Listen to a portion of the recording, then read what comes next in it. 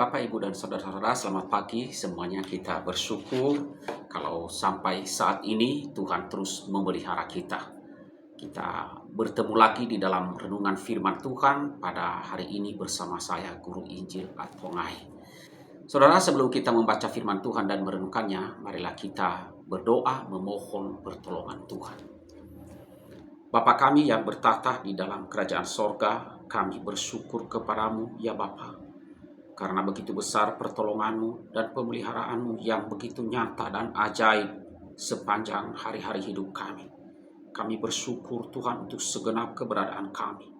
Terima kasih ya Bapa. Pada pagi hari ini Bapa, kami akan membaca firman-Mu dan kami mau merenungkannya. Dan karena itu tolonglah kami oleh Roh-Mu yang kudus agar kami dapat menerima firman-Mu, agar kami membuka hati kami untuk menerima dan telinga kami untuk mendengarkan. Tolonglah kami oleh Roh-Mu dan sucikanlah kami oleh darah Tuhan kami Yesus Kristus, agar kami layak di hadapan-Mu, ya Tuhan, ya Bapa kami. Di dalam nama Tuhan Yesus kami berdoa dan bersyukur. Amin. Baik Bapak, Ibu, dan saudara-saudara yang kekasih di dalam Tuhan Yesus, firman Tuhan yang akan kita renungkan pada hari ini, saya ambil di dalam 2 Korintus pasalnya yang ke-12 ayat 1 sampai 10. Firman Tuhan berbunyi demikian. Aku harus bermegah, sekalipun memang hal itu tidak ada faedahnya. Namun demikian, aku hendak memberitakan penglihatan dan penyataan-penyataan yang kuterima dari Tuhan. Aku tahu tentang seorang Kristen 14 tahun yang lampau. Entah di dalam tubuh, aku tidak tahu. Entah di luar tubuh, aku tidak tahu. Allah yang mengetahuinya. Orang itu tiba-tiba diangkat ke tingkat yang ketiga dari sorga. Aku juga tahu tentang orang itu. Entah di dalam tubuh, entah di luar tubuh, aku tidak tahu. Allah yang mengetahuinya. Ia tiba-tiba diangkat ke Firdaus dan ia mendengar kata-kata yang tak terkatakan, yang tidak boleh diucapkan manusia. Atas orang itu aku hendak bermegah, tetapi atas diriku sendiri aku tidak akan bermegah, selain atas kelemahan-kelemahanku. Sebab sekiranya aku hendak bermegah juga, aku bukan orang bodoh lagi, karena aku mengatakan kebenaran. Tetapi aku menahan diriku, supaya jangan ada orang yang menghitungkan kepadaku lebih daripada yang mereka lihat padaku, atau yang mereka dengar daripadaku. Dan supaya aku jangan meninggikan diri karena penyataan-penyataan yang luar biasa itu, maka aku diberi suatu duri di dalam dagingku, yaitu seorang utusan iblis untuk menggocoh aku, supaya aku jangan meninggikan diri. Tentang hal itu, aku sudah 3 kali berseru kepada Tuhan, supaya utusan iblis itu mundur daripadaku. Tetapi jawab Tuhan kepadaku, cukuplah kasih karuniaku bagimu. Sebab justru dalam kelemahanlah kuasaku menjadi sempurna. Sebab itu terlebih suka aku bermegah atas kelemahanku, supaya kuasa Kristus turun menaungi aku. Karena itu aku senang dan rela di dalam kelemahan, di dalam siksaan, di dalam kesukaran, di dalam penganiayaan dan kesesakan oleh karena Kristus. Sebab jika aku lemah, maka aku kuat. Demikian firman Tuhan yang akan kita renungkan pada hari ini Bapak Ibu Saudara. Saya memberikan judul dari renungan ini adalah kekuatanmu adalah kelemahanmu, dan kelemahanmu adalah di situ terletak kekuatanmu. Nah saudara, mungkin menurut saudara ya, judul itu seperti bertentangan, kontradiksi. Ya, bagaimana mungkin bisa kekuatan dan talenta menjadi kelemahan?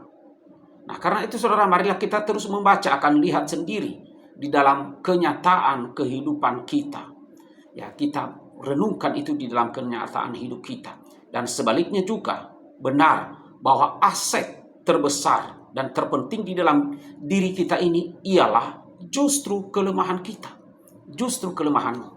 Saudara, talenta. Apa itu talenta? Talenta adalah bakat yang dimiliki oleh seseorang, atau kebolehan atau kemampuan yang dipunyai seseorang dan menjadi sebuah nilai lebih bagi setiap orang, menjadi nilai lebih terhadap dirinya. Nah, saudaraku, talenta kita yang kita anggap sebagai andalan bisa membuat kita terjerumus atau terjerembab ke satu titik berat jika diri kita misalnya atau seumpama sebuah timbangan. Saudara, sehingga setiap dari kita harus selalu mengejar keseimbangan. Contohnya saudara, orang yang gigih di dalam bekerja atau di dalam pekerjaannya, maka lebih mudah untuk menjadi seorang yang gila kerja. Yang gila kerja. Dan melupakan keluarganya sendiri.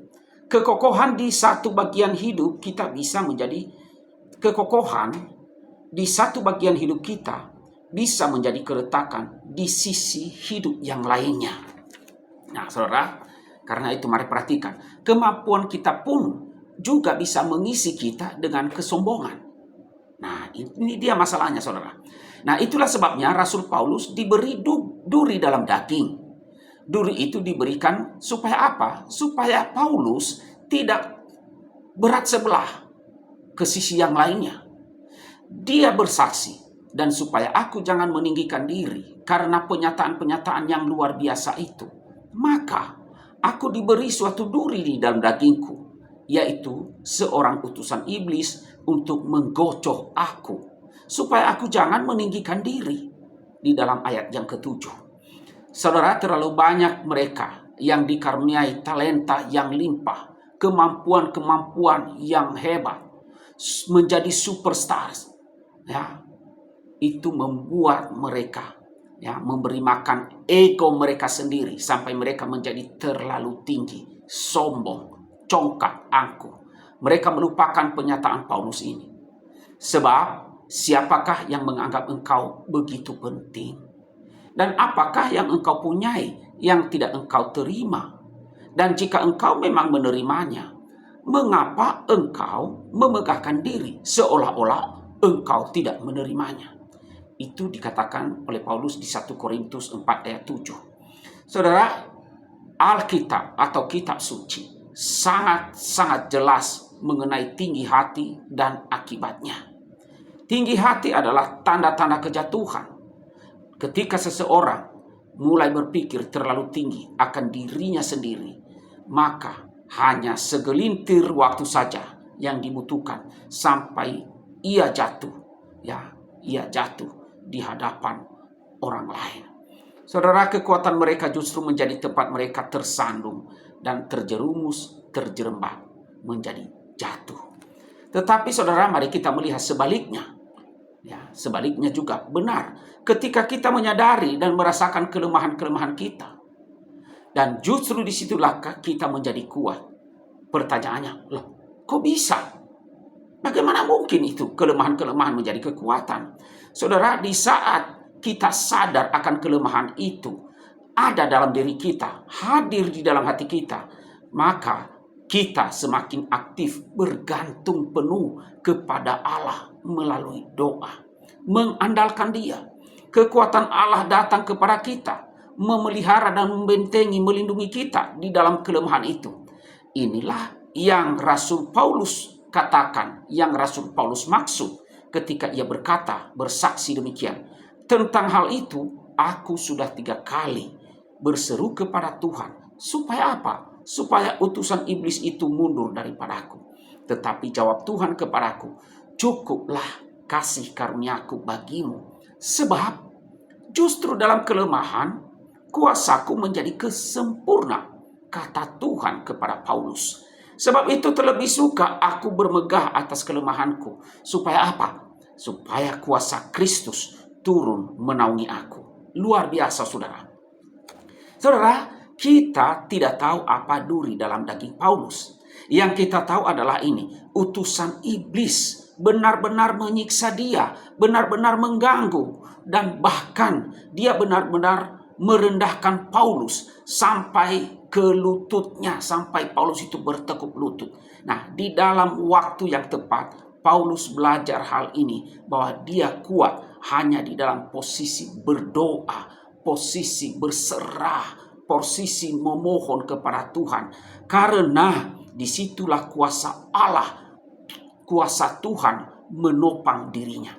Ini ajaran yang kita semua perlu terus-menerus pelajari dan kita ingat di dalam hidup kita.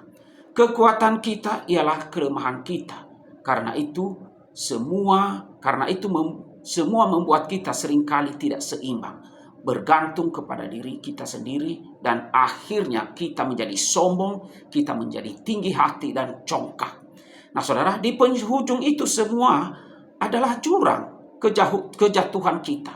Tetapi kelemahan kita justru adalah menjadi kekuatan kita. Nah, betapapun itu mungkin kita merasa malu karena ada kelemahan itu. Karena hal tersebut memaksa untuk apa? Memaksa kita berdoa di hadapan Tuhan, memaksa kita untuk bergantung kepada Tuhan, memaksa kita untuk berharap dan berserah diri kepada Tuhan. Nah, saudara, apa yang menjadi kelemahanmu? Ya, mari periksa.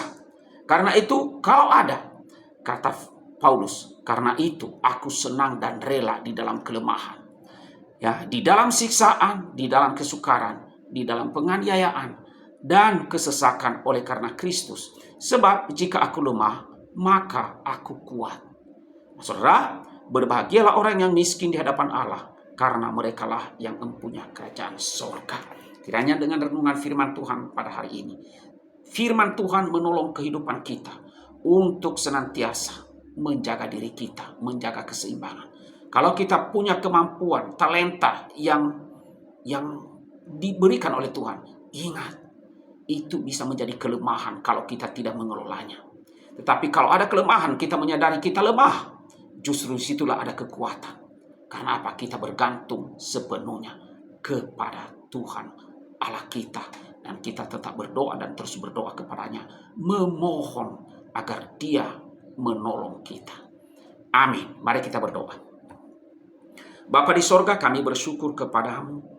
Engkau memberikan firman-Mu kepada kami untuk terus mengajarkan kepada kami hal-hal yang harus kami pikirkan dan kami renungkan dalam hidup ini. Dan pada kesempatan ini, Tuhan berfirman kepada kami melalui kesaksian hamba-Mu Rasul Paulus. Dalam kelemahannya, justru disitulah sempurna kasih karunia-Mu dan ia menjadi kuat. Engkau mengizinkan dia ada duri di dalam dirinya, utusan iblis yang menggocok dia. Supaya apa? Supaya dia tidak memegahkan diri dengan hal-hal yang ajaib, penyataan-penyataan yang luar biasa. Sehingga melalui itu semuanya, ia disadarkan bahwa agar dia tetap rendah hati dan tetap mengandalkan Engkau dan tetap memohon dan berdoa kepadamu. Ya Tuhan, tolonglah kami, ampunilah segala dosa kami, dan tolonglah kami untuk melakukan, mempraktekkan akan firman-Mu. Di dalam nama Tuhan Yesus kami berdoa dan bersyukur. Amin.